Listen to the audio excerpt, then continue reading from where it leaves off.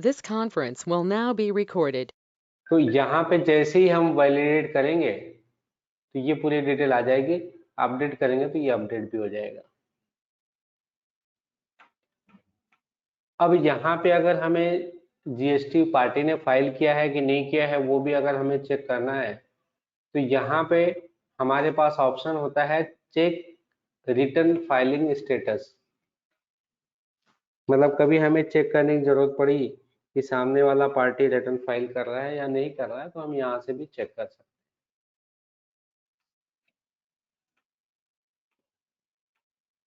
आप यहाँ पे देखेंगे तो 2 महीने का कौन कौन सी तारीख को फाइल हुआ है वो भी पता चल गया। अगर हमें खुद का करना है तो हम खुद का भी यहाँ पे कर सकते हैं।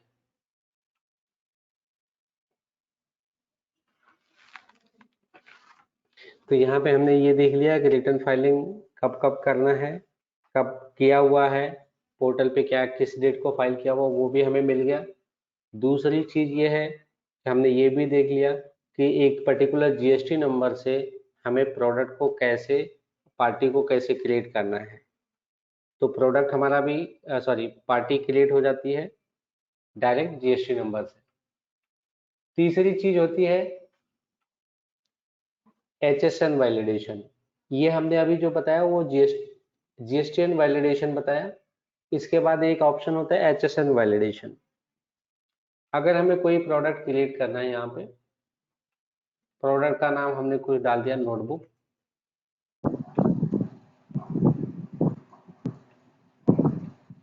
अगर हमने नोटबुक डाल दिया यहाँ पे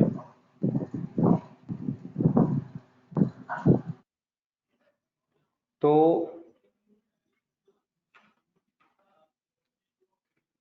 जिस हमने यहाँ पे समझो जीएसटी परसेंटेज डाल दिया।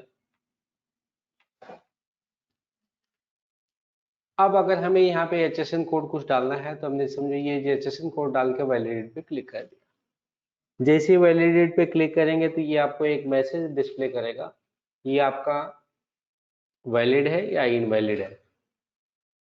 तो यहाँ पे स्टेटस आ गया इनवैलिड है, लेकिन हमें पता नहीं है तो हम एक बार चेक कर लेंगे कि नोटबुक का HSN होता क्या है, वो हम यहाँ पे चेक करेंगे। तो यहाँ पे हमारे पास दोनों ही ऑप्शन होते हैं। अगर आपको HSN या सैक कोड के रेफरेंस से डिस्क्रिप्शन चेक करना है तो आप यहाँ पे HSN कोड डाल दीजिए और वो डिस्क्रिप्शन बता देगा। दूसरा ऑप्शन ये होता है कि आपको डिस्क्रिप्शन के बेस से HSN सर्च करना है तो फिर आप यहाँ पे टिक करके डिस्क्रिप्शन डाल दीजिए, वो डिस्क्रिप्शन के बेस से आपको HSN बता देगा सर्च करके। अब हमने यहाँ पे डाला नोटबुक, अब यहाँ पे कुछ नहीं आई।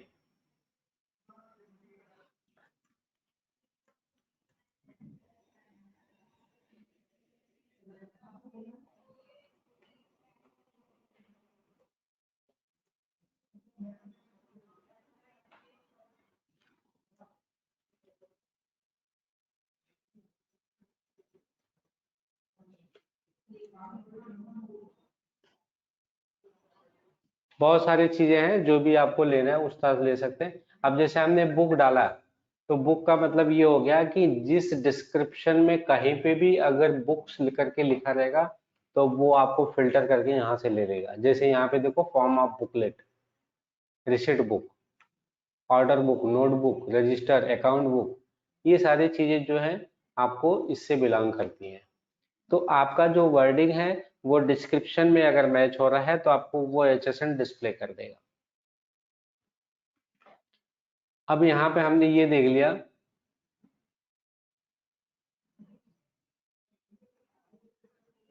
हमने 4820 ले लेते हैं यहाँ पे 4820 और फिर से अगर वैलिडेट करेंगे तो ये आपको डिटेल आपको बता देगा। इसका मतलब हो गया register, account book, notebook, order book, receipt book, letter pad, memorandum pad, diaries, ये सारी चीजें इस HSN से बिलोंग करती हैं। तो यहाँ पे हमने दो चीजें देख ली हैं। एक तो हमने ये देखा HSN को डाल के वो वैलिड है कि इनवैलिड है वो भी हमने चेक कर लिया। दूसरी चीज HSN को सर्च करने का ऑप्शन भी हमने यहाँ पे चेक कर लिया। अब हमने इसकी price purchase price sale price हमने 6000 डाल दी और परचेज प्राइस हमने 5000 डाल दी। ये बाद में भी हम डाल सकते हैं, ऐसा कोई जरूरी नहीं है। ये हमने सेव कर दिया। तो ये हमारा हो गया HSN वैलिडेशन का पार्ट। HSN वैलिडेशन का पार्ट हम बल्क में भी कर सकते हैं और हमारे पास ये चीजें मेनू में भी अवेलेबल है, हम यहाँ से भी जाके उसको चेक कर सकते हैं। Validate GSTN online, validate HSN online. तो ऑनलाइन पे जब भी हम टेस्ट करते हैं तो यहाँ पे पूछता है कि आपको सिंगल GST चेक करना है या मल्टीपल GST चेक करना है। समझो आपके पास संडिडेटर्स में 50 पार्टी है, करेक्टर में 25 पार्टी है, टोटल मिला के 75 पार्टी है, तो डायरेक्ट आप उसको चेक कर सकते हो। मल्टीपल GST में जब भी हम जाते हैं तो यहाँ पे आपको ये पूछता है कि आपको कौन सा चेक करना है, ऑल चेक करना है, खाली इनवैलिड वाला चेक करना है, इनएक्टिव वाला करना है, कौन सा चेक करना है, या जो उसको वैलिडेशन नहीं हुआ उसको चेक करना है। फिर यहाँ पे आप, ये तो ऑल अकाउंट हो गया, अगर आपको ग्रुप का चेक करना है तो ग्रुप का भी चेक कर सकते हैं।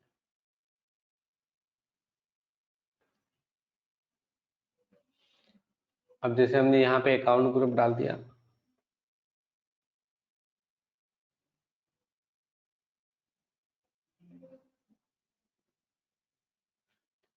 अभी हमने एक मास्टर बनाया था, उसको हमने किस ग्रुप में डाला है वो देख लेते हैं। सन्डे डेटर्स, ये ऑलरेडी वैलिडेटेड है, यहाँ पे आपको दिख रहा है। फाइलिंग फ्रीक्वेंसी क्वार्टरली है।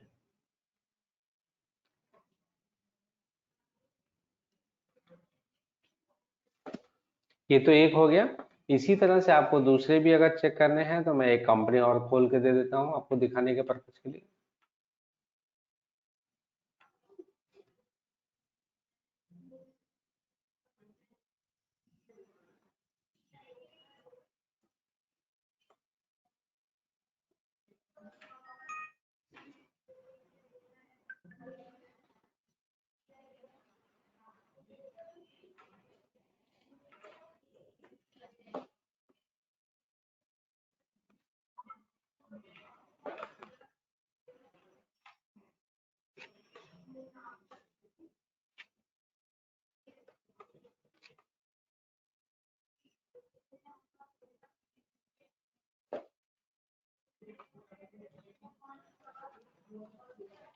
यहाँ पे पार्टी बहुत सारी है, तो यहाँ पे अगर हमें चेक करना तो यहाँ से हम एक बार चेक कर सकते हैं।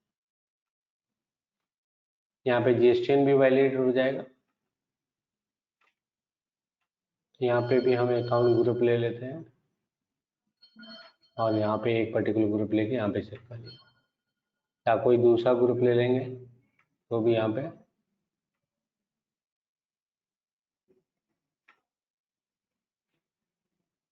अब यहाँ पे वैलिडेट नहीं हुआ है। अगर हमें इसको सेलेक्ट करके वैलिडेट करना है तो यहाँ पे हमने ये क्लिक करेंगे तो हो जाएगा। अब यहाँ पे ये वैलिडेट हो गया।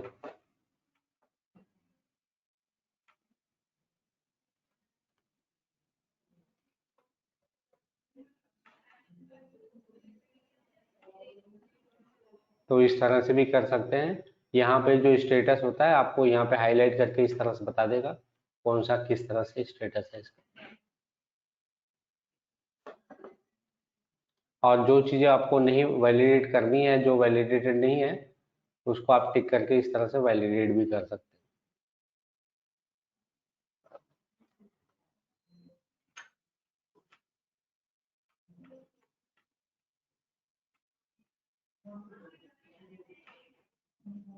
आप ये नीचे का हमने 3 वैलिडेट किया था, तो जिसमें से ये वायरटेक वाला जो है इसका GST नंबर कैंसिल हो चुका है। इस तरह से आपको सारी रिपोर्ट्स आपको दिखेंगी।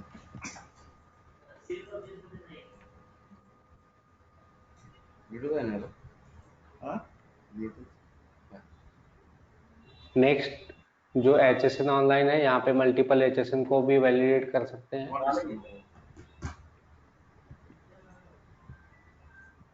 जैसे हमें ये सारी चीजें एक साथ में वैलिडेट करनी है, तो जैसे हम वैलिडेट करेंगे तो यहाँ पे आपके डिस्क्रिप्शन आ जाएगी। अब ये डिस्क्रिप्शन के बेस पे आप ये सारे एंट्री डाल सकते हैं। मी तुम्हाला हा ती एक शीट केल्या की नाही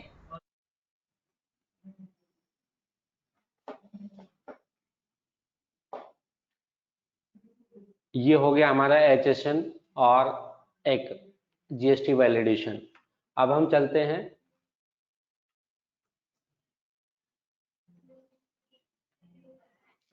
GST की एंट्री, उसका एडजस्टमेंट और उसकी रिटर्न फाइलिंग किस तरह से होती है, हम उस पर डिस्कस करेंगे।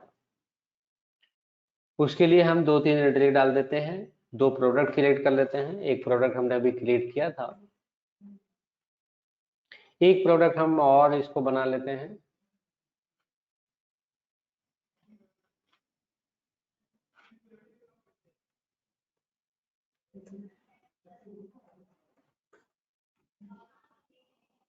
HSN पे अभी हम ध्यान नहीं देते, HSN वही रहने देते हैं।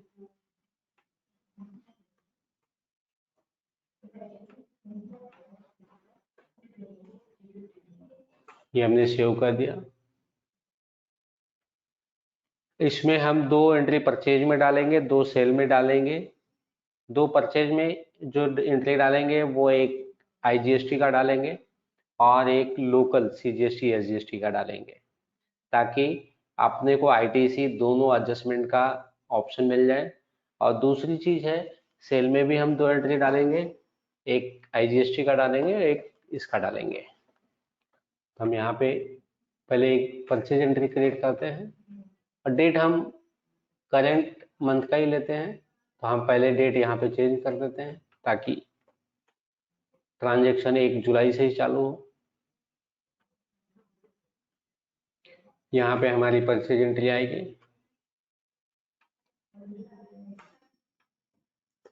यहाँ पे आइटम वाई ले लिया, यहाँ पे डाल दिया सप्लायर 1, सन्ड्री क्रेडिटर्स। यहाँ पे जो हमारे पास ऑप्शन आता है ITC एलिजिबिलिटी, ये बहुत इंपॉर्टेंट ऑप्शन होता है कि जो प्रोडक्ट हमारे पास परचेज हो रहा है उसके इनपुट टैक्स क्रेडिट हमें मिलेगी या नहीं मिलेगी। अगर इनपुट टैक्स क्रेडिट मिलती है तो आपको इनपुट गुड्स एंड सर्विसेज में डाल दो। अगर ओनली सर्विस का बिल है तो इनपुट सर्विसेज में आएगा।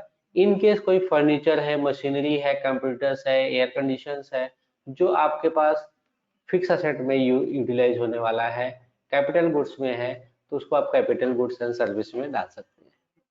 किसी किसी बिल पे GST तो लगा होता है लेकिन उसका रिक्लेम नहीं मिलता है, ITC नहीं मिलती, उसके लिए हमने नन का ऑप्शन दिया है, तो नन वहां पे डाल सकते हो। तो नन की वजह से उसका GST तो आप डाल दोगे लेकिन उसका क्रेडिट नहीं मिलेगा और GST के रिपोर्ट में शो नहीं करेगा।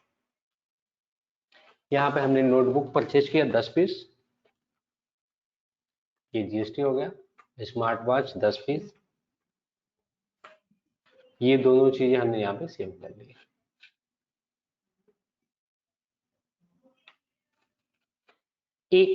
हम एक परचेज और लोकल कर लेते हैं, या हम एक काम करते हैं, इसमें से ये वाला आइटम निकाल देते हैं।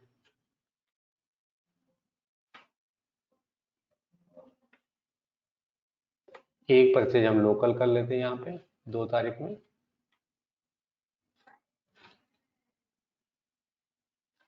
ये हम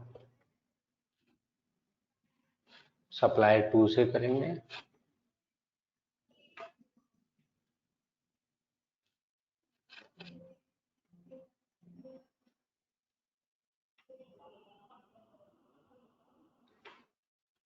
ये भी हमने 10 पीस लिया।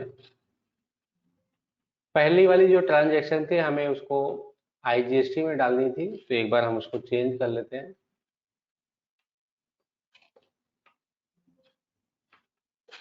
और इसका हम यहाँ पे स्टेट भी चेंज कर देते हैं, कुछ अलग डाल देते हैं।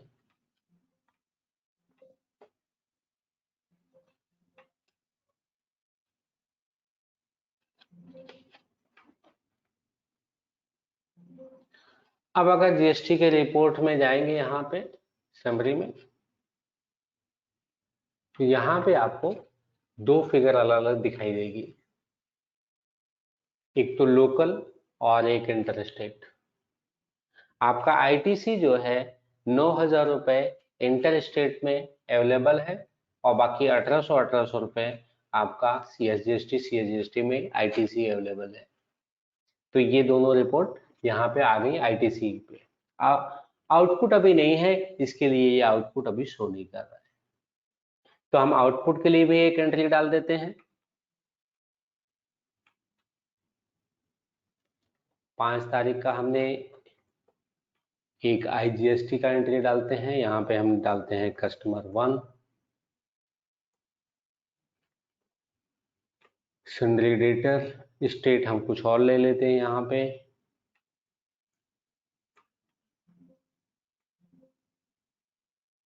यहाँ पे हम ये स्मार्ट वॉच सेल कर देते हैं, पूरा का पूरा इनको सेल कर देते हैं।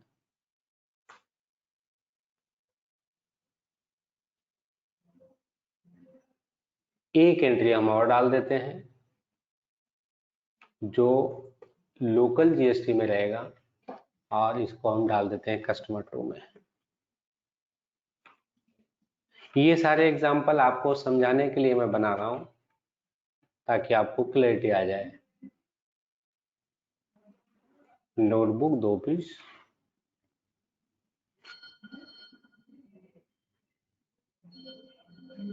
अब हम एक एंट्री यहाँ पे आप एंट्री अगर आपको दिखाएंगे यहाँ पे तो ये इस तरह से आएगी।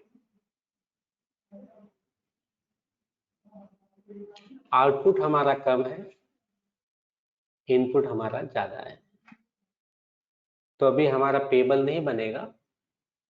लेकिन अगर हमें पेबल बनाना है तो हम एक काम ये कर सकते हैं, जो हमारे पास एसजीएसटी जीएसटी सीजीएसटी का अमाउंट है हम उसको थोड़ा इंक्रीज कर लेते हैं। इंक्रीज कैसे करेंगे? यहाँ पे क्वांटिटी हम बढ़ा देते हैं। हमारे पास अभी स्टॉक कितना, 10 पीस का स्टॉक है। तो 10 पीस का स्टॉक था हमारे पास, 2 पीस हमने सेल किया, तो यहाँ पे हम एक 8 पीस डाल देते हैं, रेट थोड़ा बढ़ा देते हैं। हमें ये दिखाना है कि लायबिलिटी भी हमारे पास है। अब यहाँ पे अगर आप देखोगे तो हमारे पास यहाँ पे 15,300 है, यहाँ पे 12,600 क्रेडिट है। तो जो डिफरेंस अमाउंट है 3,600 नहीं 12,600 3,000 मतलब 2,000 कुछ 700 2,700 ये फिगर आपको यहाँ पे दिख रहा है। तो ये 2,700 पेबल है, लेकिन इसमें बहुत सारी एडजस्टमेंट भी आपको करनी पड़ती है। वो कैसे करनी पड़ती है उसका भी एक सीक्वेंस है, एक पैटर्न है, उसके बेस पे ही करना पड़ता है। लेकिन वो पैटर्न आपको याद रखने की जरूरत नहीं है। जब आप बिजी यूज करते हो तो बिजी वो एडजस्टमेंट को ऑटो केयर ऑफ करता है, ऑटोमेटिक वो ध्यान रखता है कि कैसे क्या करना है। अब हम आगे इसको एडजस्टमेंट के अगर पॉइंट हम देखते हैं तो सबसे पहले हमें यहाँ पे F4 करना है। F4 में आरसीएम पेमेंट आता है। इवन कि हमने कोई आरसीएम की एंट्री नहीं दिखाई है। अगर आरसीएम की एंट्री हम अगर दिखाते हैं तो पहले हम आरसीएम का पेमेंट करते हैं और फिर आरसीएम को रेगुलर टैक्स एडजस्टमेंट में जनरेट करते हैं। मतलब पहले पेमेंट करना है, फिर आपको उसकी क्रेडिट लेनी है। फिर ये दोनों ही ऑप्शन है, RCM payment, RCM to regular tax adjustment, ये दोनों चीजें यूटिलाइज होती है। अगर हम इस पॉइंट पे जाएंगे तो फिर ये टॉपिक अलग हो जाएगा, तो हम अभी उस टॉपिक पे नहीं जाते हैं, हम सीधा एडजस्टमेंट पे आते हैं, इनपुट आउटपुट एडजस्टमेंट। तो जब भी हम यहाँ पे करते हैं तो यहाँ पे हमारे पास एक ऑप्शन होता है, apply new set of rule with effect from 1/2/2019। ये रूल में थोड़ा चेंजेस हुआ था कि हमें सेट ऑफ कैसे लेना चाहिए। एक बार आप इसको देख लेना सर्च करके नोटिफिकेशन में, तो वो नोटिफिकेशन के अकॉर्डिंग जो रूल्स था उसके अकॉर्डिंग ये टेक केयर ऑफ करता है। इसको आपको यस करके ही रखना है। और रिटर्न तो मंथली फाइल होती है, हमने ये 7 डाल दिया।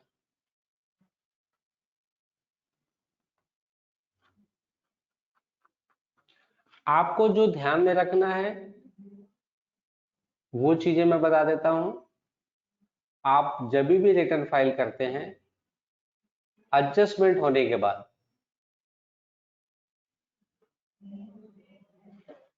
ये जो फिगर है, ये जो मैं हाईलाइट कर रहा हूं, ये फिगर दोनों इक्वल होनी चाहिए, ये आपको ध्यान में रखनी है। अगर ये दोनों फिगर इक्वल हैं तो फिर आपका काम हो जाएगा, तो मतलब एंट्री परफेक्ट है। अगर ये दोनों फिगर बराबर नहीं है, एक बैलेंस टैक्स पेबल, एक लेजर बैलेंस, ये दोनों फिगर अगर मैच नहीं हो रही हैं, तो इसका मतलब आपका एडजस्टमेंट जो हुआ है वो कहीं ना कहीं कुछ गड़बड़ है। तो ये फिगर आपको ध्यान में रखनी है। अब हम इसका एडजस्टमेंट की एंट्री पास करते हैं।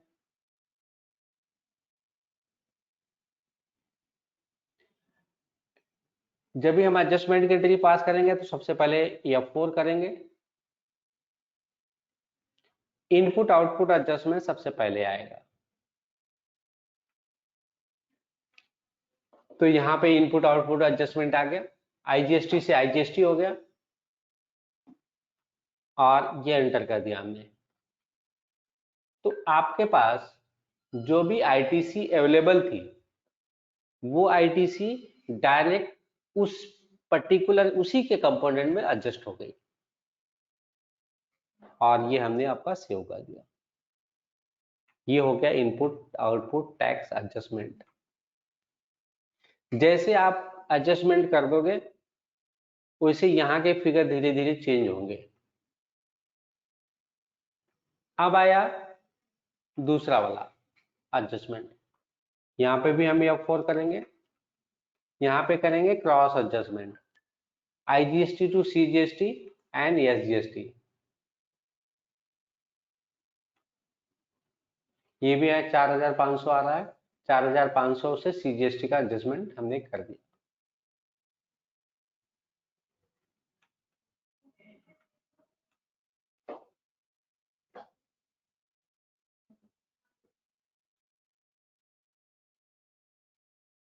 अब यहाँ पे अगर हम देखेंगे जो हमने डेट डाला था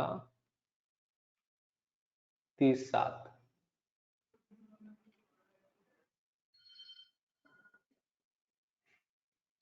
पीरियड एंडिंग,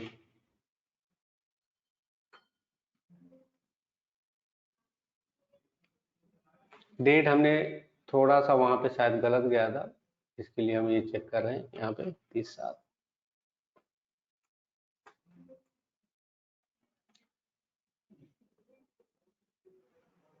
ये एक्चुअली हमने एडवांस में डाल दिया, उसको हम उसी तरह से कर लेते हैं।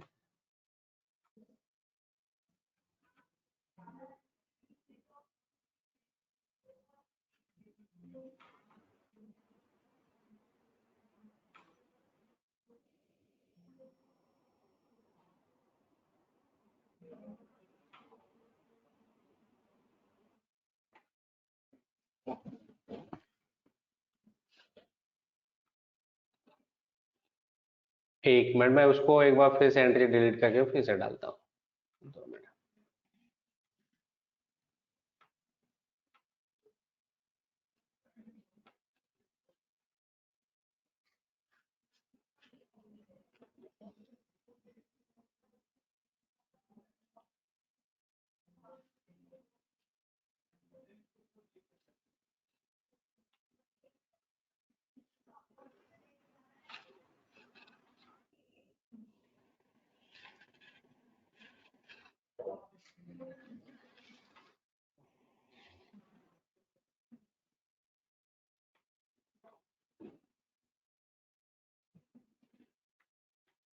ये एंट्री डेट चेंज होने की वजह से मल्टीपल हो गई है, ये हमने पूरी एंट्री डिलीट कर दी, फिर से एक बार डालते हैं और हम इसको दिखाते हैं हमारा रिटर्न फाइलिंग का डेट जो है वो अलग है।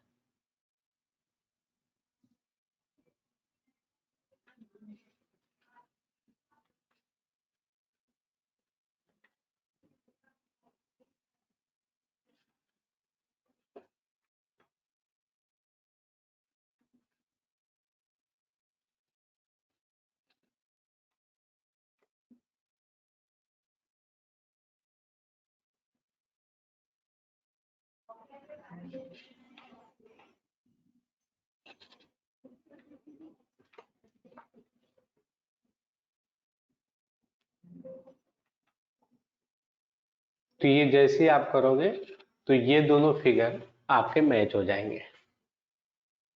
आप अगर यहाँ पे देख रहे होगे तो यहाँ पे देखो 900 है, राइट साइड में भी 900। मैं इसी फिगर की बात किया था लास्ट टाइम में कि आपको हमेशा ये फिगर को मैच करवाना है। अगर ये फिगर मैच हो रहे हैं तो फिर आपका काम समझो परफेक्ट है। फिगर को मैं फिर से एक बार हाईलाइट कर देता हूँ, ये वाली फिगर।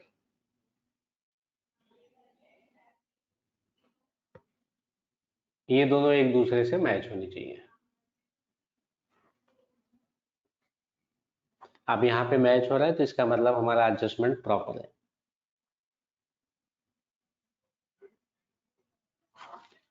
अब यहाँ पे एक चीज और भी होती है, कभी कभी आईटीसी इनपुट टैक्स क्रेडिट जो होता है वो सेम मंथ में ना मिलके अगले महीने में मिलता है। अगले महीने में क्यों मिलता है, उसके लिए भी हमारे पास बहुत बड़ी चीज है। मतलब उसमें एक होता है हमारे पास आईएफएफ और क्यूआरएमपी। जो आईएफएफ होता है उसको इनवाइस फर्निशिंग फैसिलिटी बोलते हैं, जो क्यूआरएमपी में होते हैं उनको आईएफएफ फाइल करना रहता है। जीएसटीआर 1 की जगह पे आईएफएफ फाइल करना रहता है क्वार्टर के फर्स्ट 2 मंथ में, और थर्ड मंथ में उनको जीएसटीआर 1 फाइल करना पड़ता है, और उसमें भी only B2B plus B2C of the all month. पहले हम ये समझेंगे क्यूआरएमपी क्या होता है। क्यूआरएमपी का मतलब होता है क्वार्टरली रिटर्न मंथली पेमेंट। आपका रिटर्न हमेशा क्वार्टरली रहेगा और पेमेंट आप मंथली करेंगे जीएसटी का। और क्वार्टरली रिटर्न मंथली पेमेंट के केस पे हमें फाइल करना पड़ता है आईएफएफ। आईएफएफ का ऑप्शन आप जीएसटी रिटर्न में जाएंगे तो आपको यहाँ पे दिखेगा invoice furnishing facility. Invoice furnishing facility is nothing but just as a GSTR 1। वो कुछ अलग नहीं है, जीएसटीआर 1 का ही फॉर्मेट है। फर्क केवल इतना है कि उसमें B2C के इनवाइसेस नहीं आते हैं। मतलब आपने अप्रैल महीने का जीएसटीआर 1 फाइल करना है और आईएफएफ फाइल करना है, दोनों में फर्क इतना ही रहेगा कि जीआईएफएफ में B2C इनवाइसेस नहीं आती है और जीएसटीआर 1 में दोनों ही इनवाइसेस आ जाती हैं। तो जब हम आईएफएफ फाइल करते हैं और आईएफएफ फाइल करने के बाद जैसे हमने ये आईएफएफ फाइल किया यहाँ पे, तो ये आईएफएफ हो गया।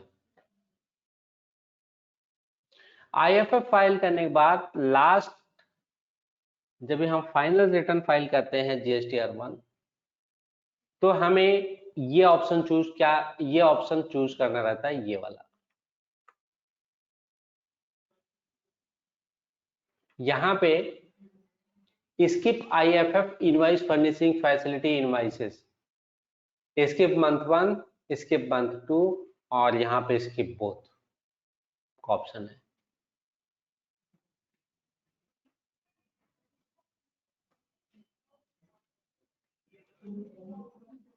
स्किप बोथ का मतलब ये होता है कि वो आपके फर्स्ट मंथ और सेकेंड मंथ का जो इनवाइस है वो आपको B2B फिर से नहीं लेगा। अगर आपने ये सेलेक्ट नहीं किया तो ये भी हो सकता है कि इनवॉइसेस आपके पोर्टल पे डबल हो जाए।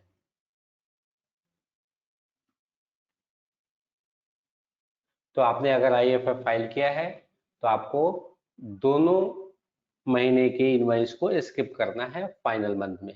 ये आपका जून का फाइल होगा, अप्रैल मई जून, हर 3 महीने पे जो रिटर्न फाइल होगा उसमें 2 महीने का रिटर्न आपको जो आईएफएफ फाइल किया है उसको स्किप करना पड़ेगा। तो आपको क्यूआरएमपी के स्कीम में इस तरह से आपको फाइल करना पड़ता है।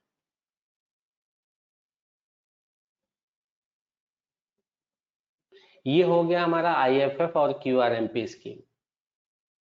क्यूआरएमपी स्कीम में कौन जा सकता है? जिसका टर्नओवर 5 करोड़ के नीचे है वो उसको लिए एलिजिबल है, वो ले सकता है।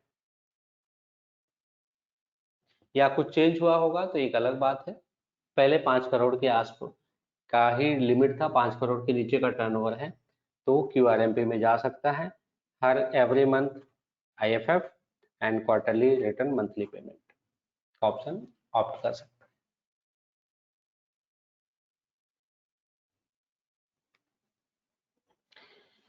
ये हो गया हमारा आईएफएफ और क्यूआरएमपी स्कीम का ऑप्शन। इसके बाद हमारे पास एक ऑप्शन आता है आईटीसी टैगिंग। आईटीसी टैगिंग हम इसीलिए होता है कि कुछ लोग इनवाइसेस टाइम पे रिटर्न नहीं फाइल कर पाते हैं या लेट करते हैं, तो हमारे पास जीएसटी 3B में वो फिगर नहीं दिखाए। एग्जाम्पल के तौर पे ये हमारे जीएसटी समरी है। जीएसटी समरी हमने पूरी तरह मैच कर दी है यहाँ पे, और हमें ये हमारे पास ये रिपोर्ट आ गया है, टोटल पेमेंट 2700 रुपए में पे करना है। अब इसमें हमें एक इनवाइस और डाल देते हैं, समझो एक इनवाइस हम डाल ही देते हैं। तो सेल बिल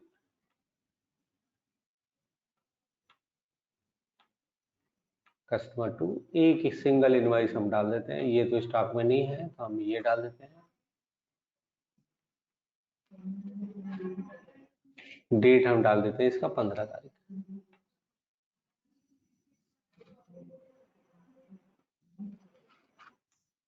अब जीएसटी समरी में अगर आप देखेंगे तो यहाँ पे 3780 का फिगर आ गया।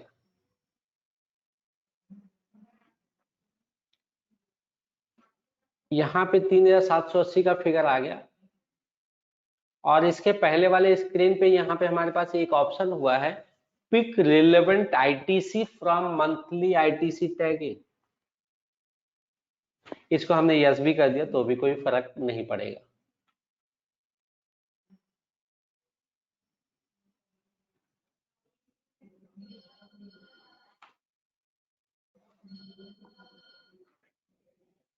First and last date of the month.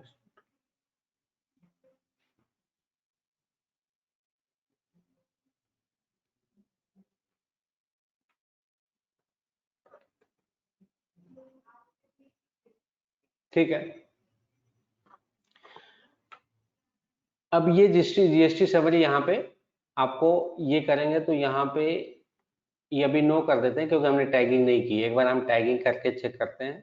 अब यहाँ पे 2700 की जगह पे 3780 पेबल हो गया। अब अगर हमें टैगिंग करनी है कि हमें इस पर्टिकुलर बिल, जो बिल है उसका इनपुट टैक्स क्रेडिट इस महीने में नहीं मिलेगा बल्कि अगले महीने में मिलेगा, अगस्त में, तो हम क्या करेंगे, आईटीसी मंथली आईटीसी टैगिंग का ऑप्शन यहाँ पे दिया हुआ है।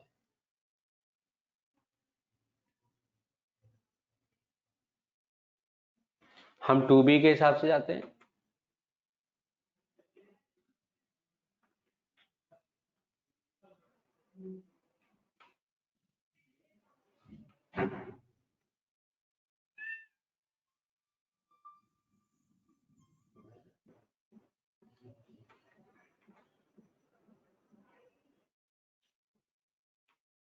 अब ये हमारे पास 2 बिल है,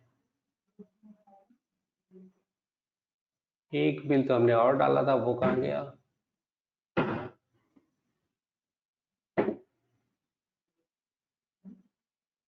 अच्छा, वो हमने सेल में डाला था, सॉरी, हमने एंट्री गलत की, मैं उसको ट्रांसफर करता हूँ परचेज। इसको अगर हमें चेंज करना है तो हमने यहाँ पे F6 कर दिया और इसकी एंट्री फिर से हमने सप्लायर 2 पे ले ली और यहाँ पे इनपुट कुछ डाल दिया।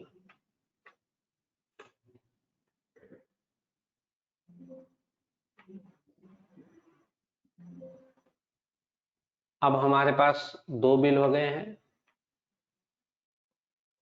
अब हम यहाँ पे टैगिंग करते हैं। हमने इनको ये बता दिया, ये वाला जो बिल है 5000 का, इसका जो है क्लेम हमें अगस्त में मिलेगा, ये हमने इनको बता दिया।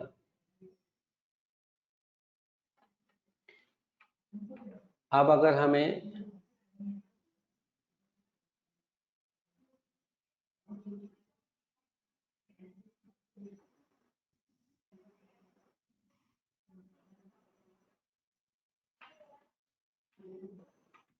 अच्छा, वो 31 का महीना है, इसके लिए नहीं ले रहा था, ठीक है। अब इस फिगर में जो जीएसटी पेबल है, यहाँ पे ये लायबिलिटी आपकी बन रही है। अगर हम इसका फिर से वो एक बार एंट्री में फिर से एडजस्टमेंट की एंट्री चेंज करता हूँ यहाँ पे,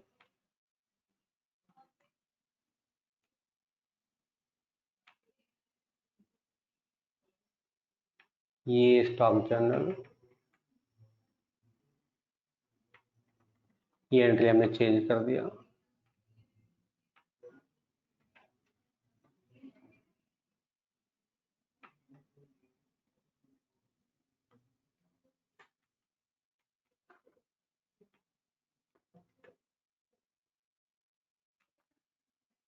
अब यहाँ पे अगर हम full first and last month डालेंगे तो ये आईटीसी टैगिंग में आपको नहीं दिखाएगा।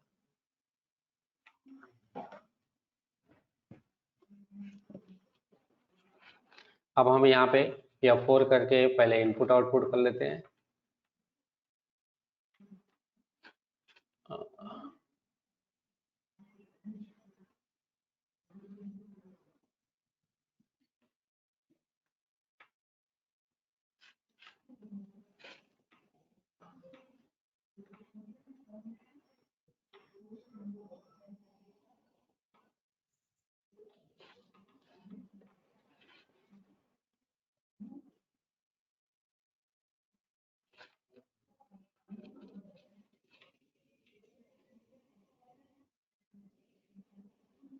वो डेट हमारा जो था हमने गलत लिया था, जो कि हमें 31 लेना चाहिए था, जिसके वजह से ये प्रॉब्लम्स आ रही थी। अब यहाँ पे देखो ये दोनों अकाउंट मैच हो गए 1800 रुपीज। अगर हम इनको ये बोलते हैं कि आईटीसी टैगिंग ये हमें नहीं मिलने वाला है, तो हमारे पास जो लायबिलिटी है पेमेंट की वो बढ़ जाती है। और आपको अगर इसमें देखना है आईटीसी टैगिंग के हिसाब से, तो आप अगर 3B यहाँ से देखोगे तो आपको ये दिखेगा।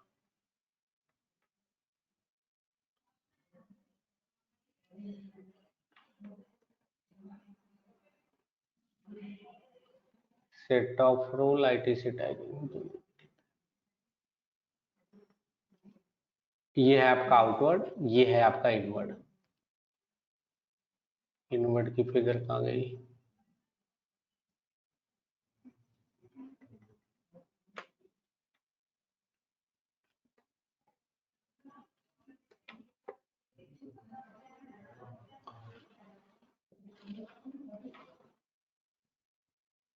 आउटवर्ड सप्लाई, एलिजिबल आईटीसी,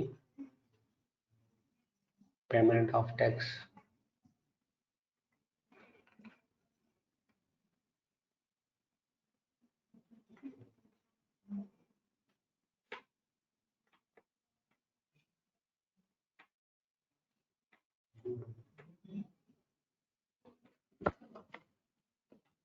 अगर यहाँ पे ये हम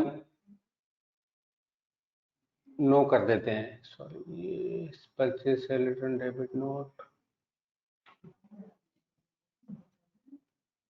तो यहाँ पे देखो ये सारी आईटीसी दिख रही है। अगर उसको यस कर देंगे तो आपको वहां पे डालना पड़ेगा कौन से बिल का कब क्रेडिट मिलने वाला है। तो आपको यहाँ पे आईटीसी में ये तीनों बिल आ गए, आप देख रहे हो।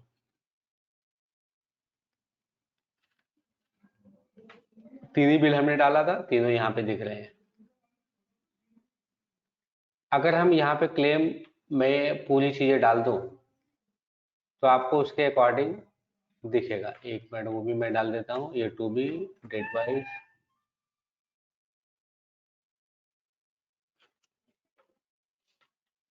फिर हमने यहाँ पे F4 करके हमने इसको डाल दिया क्लेम। जुलाई में क्लेम हो गया, जुलाई अगस्त दे देता हूँ, क्लेम जुलाई। अब आपके यहाँ पे अगर 3B आप देखेंगे तो 3B अगर देखेंगे तो केवल दो ही बिल दिखाएगा आपको।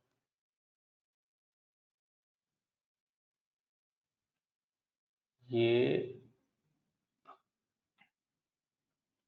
आप यहाँ पे आएंगे तो आपको यहाँ पे केवल दो बिल दिखेगा। ये देखिए, जैसे हम अब इसका जो एक बिल है जो लास्ट में हमने परचेज किया था उसका आईटीसी आपको नेक्स्ट मंथ में मिलेगा। अब नेक्स्ट मंथ में अगर हमें देखना है तो यहाँ पे भी आपको ये एंट्री दिख रही है, जो कि यहाँ पे कोई ट्रांजैक्शन नहीं है, अगस्त के महीने में कोई ट्रांजैक्शन नहीं है, लेकिन आईटीसी कैरी फॉरवर्ड हो गई, जो कि आप वहां पे आपको क्रेडिट मिल जाएगी। तो ये काफी लोगों को दिक्कत होती है कि आईटीसी को टैगिंग कैसे करें, कैरी फॉरवर्ड कैसे करें, और हमें नेक्स्ट मंथ में दिखना भी चाहिए, तो वो प्रॉब्लम आपका यहाँ से सॉर्ट आउट हो जाता है। इसको डिटेल में देखेंगे आप खुद से तो थोड़ा आपको आइडिया मिलेगा। नेक्स्ट जो होता है, पहले हम आप जीएसटीआर 2A और जीएसटीआर 2B दोनों में क्या डिफरेंस है वो एक बार हम समझेंगे। जीएसटीआर 2A जो होता है वो वाउचर डेट से रिफ्लेक्ट करता है और वो डायनामिक होता है। डायनामिक मतलब ये होता है वो रिपोर्ट कभी भी चेंज हो सकती है। चेंज क्यों हो सकती है? अभी अप्रैल का रिटर्न हमने, अप्रैल का जीएसटीआर 2A निकाला, उसमें 50 बिल है। हो सकता है 4 लोगों ने अभी तक रिटर्न फाइल ना किया हो। 4 लोग जब रिटर्न फाइल कर देंगे तो ये जो 50 बिल है वो 54 बिल हो जाएगा, 50 बिल का 54 हो जाएगा, क्योंकि 4 लोगों ने रिटर्न नहीं फाइल किया है। तो इसके लिए हम जीएसटीआर 2A को डायनामिक बोलते हैं, और जीएसटीआर 2A डायनामिक ही होता है क्योंकि वो वाउचर डेट में रिफ्लेक्ट करता है, और वो तभी रिफ्लेक्ट करता है जब सामने वाला सप्लायर रिटर्न फाइल करता है। एक ही रिटर्न फाइलिंग से दोनों ही चीजें अपडेट होती हैं। जीएसटीआर 2A भी अपडेट होता है और जीएसटीआर 2B भी अपडेट होता है। रिटर्न फाइलिंग में कोई चेंजेस नहीं है। सप्लायर ने अपने परचेज बिल का रिटर्न फाइल किया, मतलब जीएसटीआर 1 फाइल किया सप्लायर ने, तो आपके 2A में भी आएगा, 2B में भी रिफ्लेक्ट होगा। 2A जैसा हमने बताया कि वो डायनामिक होता है, वो टाइम टू टाइम जो नंबर ऑफ बिल्स हैं वो चेंज हो सकते हैं, चेंज होते रहते हैं, क्योंकि वो तब तक चेंज होते रहते हैं जब तक सब लोग रिटर्न नहीं फाइल कर देते हैं उस पर्टिकुलर मंथ का। ऐसे ही 2B जो होता है वो स्टैटिक होता है। स्टैटिक मतलब कांस्टेंट। आपके पास 2B में 15 बिल आ गए तो 15 बिल ही रहने वाला है, वो स्टैटिक रहेगा, कांस्टेंट रहेगा। और 2B आपको उस महीने में रिफ्लेक्ट करता है जिस महीने की रिटर्न फाइल की जाती है लोगों की। अगर लोग जुलाई में रिटर्न फाइल कर रहे हैं तो आपके जून के 2B में वो रिफ्लेक्ट करेगा। लेकिन जुलाई में रिटर्न फाइल कर रहे हैं तो अगर वो बिल अप्रैल का है तो अप्रैल के 2A में रिफ्लेक्ट करेगा और जून के 2B में रिफ्लेक्ट करेगा। तो ये दोनों में डिफरेंस होता है। 2A डायनामिक होता है, 2A स्टैटिक, 2B स्टैटिक होता है, और दोनों में एक ही रिटर्न फाइल करने से दोनों में डायरेक्ट रिफ्लेक्ट आते हैं। अब हम इसके रिपोर्ट्स देखेंगे क्या क्या चीजें होती हैं, और GSTR 2A 2B के रिपोर्ट्स में क्या डिफरेंसेस होते हैं, और कौन से पार्टी ने रिटर्न फाइल किया कि नहीं किया, इस पर्टिकुलर बिल का फाइल किया कि नहीं किया, वो भी चीज हम एक बार देखते हैं। तो अभी हम एक दूसरी कंपनी में चलते हैं यहाँ पे।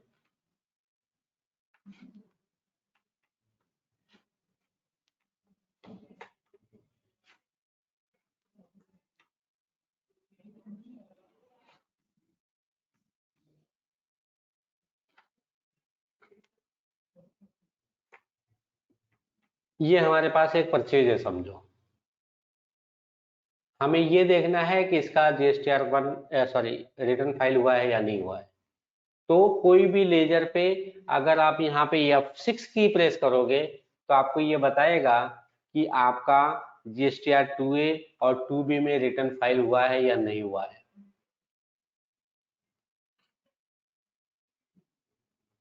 तो आप यहाँ पे देख रहे हैं ये पूरी तरह से मैच्ड है और इसका रिटर्न फाइल हुआ है। जिस ट्रांजैक्शन के ऊपर आप ले जाके F6 प्रेस करेंगे उस ट्रांजैक्शन के ऊपर आएगा।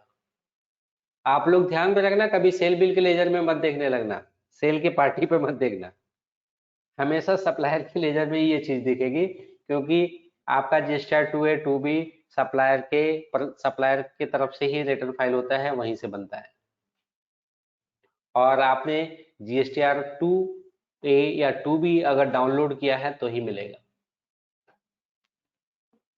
तो ये हमने आपको बताया कि आप किसी भी पार्टी का अगर GSTR 2A 2B चेक करना चाहते हैं तो चेक कर सकते हैं। ऐसे ही बिल्स रिसीवेबल में अगर जाते हैं तो बिल्स रिसीवेबल में भी आपके पास ऑप्शन होता है, बिल्स रिसीवेबल वन अकाउंट, ये हमने ले लिया।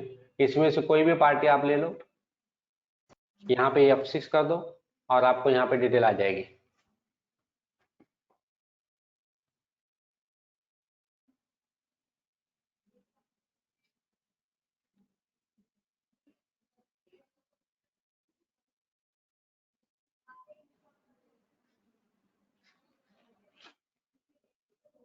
ये हो गया GSTR 2A 2B डाउनलोड और रिकंसिलेशन। अगर आपको डाउनलोड करना है तो फिर आपको GST के पोर्टल के आईडी यूजर नेम आपको यहाँ पे डालना पड़ेगा और API इनेबल करना पड़ेगा। जिसको भी जरूरत हो कभी भी फोन करके कंसल्ट कर ले तो मैं उसको करवा दूंगा।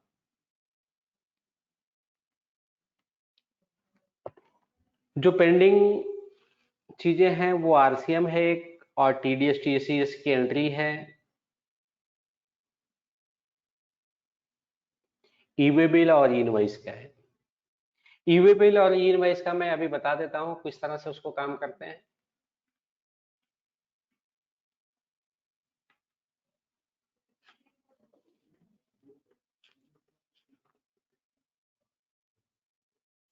ई-वे बिल और ई इनवॉइस इनेबल करने के लिए सबसे पहले आपको GST एंड वैट में जाके यहाँ पे ई-वे बिल कॉन्फ़िगरेशन करना पड़ता है।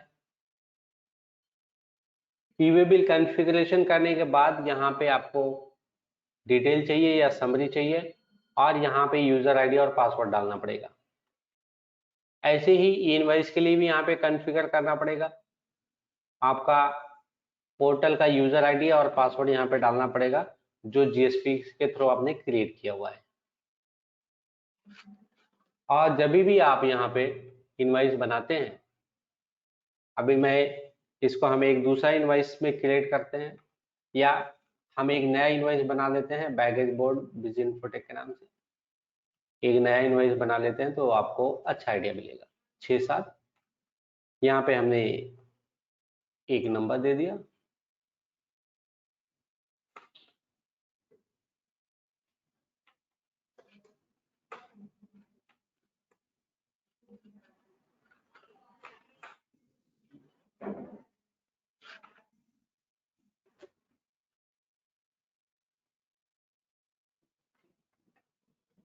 यहाँ पे व्हीकल नंबर डालना है तो व्हीकल नंबर डाल दो। अगर ई वे बिल बनाना है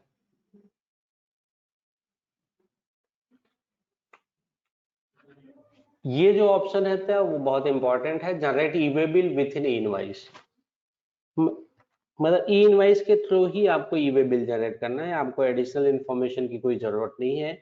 तो इसे एक बेनिफिट ये होता है कि ई वे बिल के अंदर में ई इनवाइस का रेफरेंस आईआरएन नंबर लिख के आ जाएगा, और ई वे बिल के अंदर में ई इनवाइस का रेफरेंस लिख के आएगा। वो भी मैं आपको दिखाता हूँ। बाकी सारी चीजें यहाँ पे जीरो ही रहने दो, कोई दिक्कत नहीं है। यहाँ पे हमने सेव कर दिया। E way bill generated within E invoice, ये देखो टाइटल लिख के आ गया E way bill generated within E invoice. इसको हमने यस कर दिया, ऑटोमेटिक पे क्लिक कर दिया और यहाँ पे ओके कर दिया। एरर्स अगर कुछ है तो वो हमने चेक कर लिया, कोई एरर नहीं है। फिर view and generate E invoice पे क्लिक कर लिया और यहाँ पे generating E invoice, it seems Internet is not available to your machine, do you want to continue?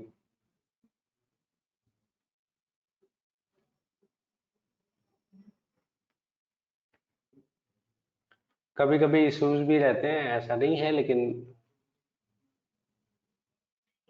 अब ये देखो यहाँ पे आपका जनरेट हो गया E invoice and E way bill generated successfully. E invoice print करना है, हमने यस कर दिया।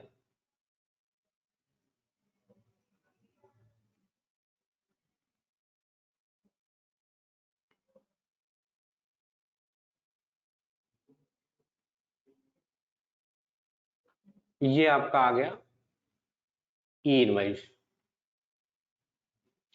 अब ये ई इनवाइस में आप अगर देखेंगे तो सबसे बड़ी बात तो ये है कि इसमें आपको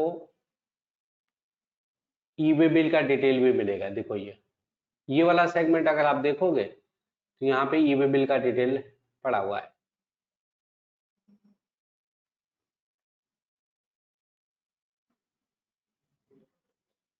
तो ये ई इनवाइस के अंदर में ई वे बिल आ गया। अब अगर हम इसको क्लोज करते हैं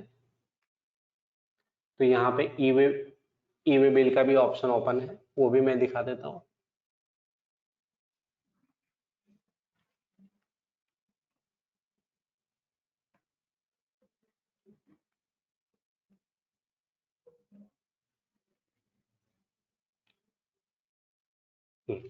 ये ई वे बिल आ गया।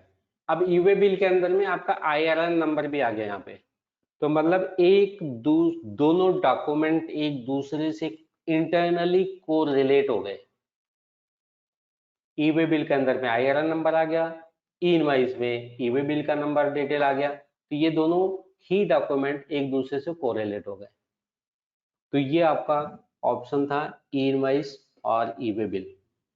E way bill e invoice में जहां पे pin code to pin code distance calculating का ऑप्शन दिया हुआ है, वो ऑटो कैलकुलेट होता है, तभी हमने जीरो छोड़ के हम आगे बढ़े थे और वो उसी तरह से काम करता है।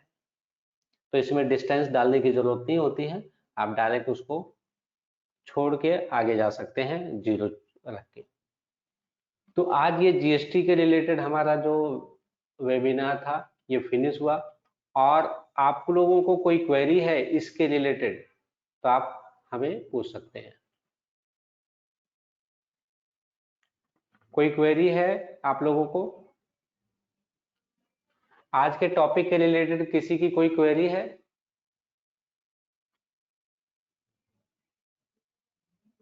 किसी की आवाज नहीं आ रही मेरे पास अभी तक।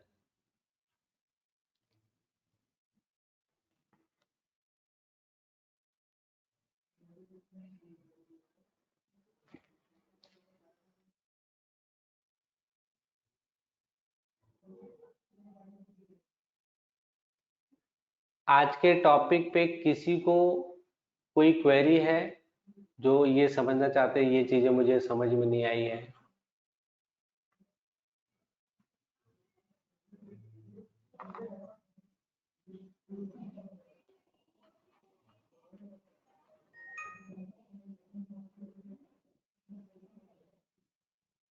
हेलो। मैं हाँ जी सर। सर ये आपका जो ट्रेनिंग वीडियो है, ये रिकॉर्डेड ऑफलाइन मिल सकता है क्या? मिल जाएगा रिकॉर्ड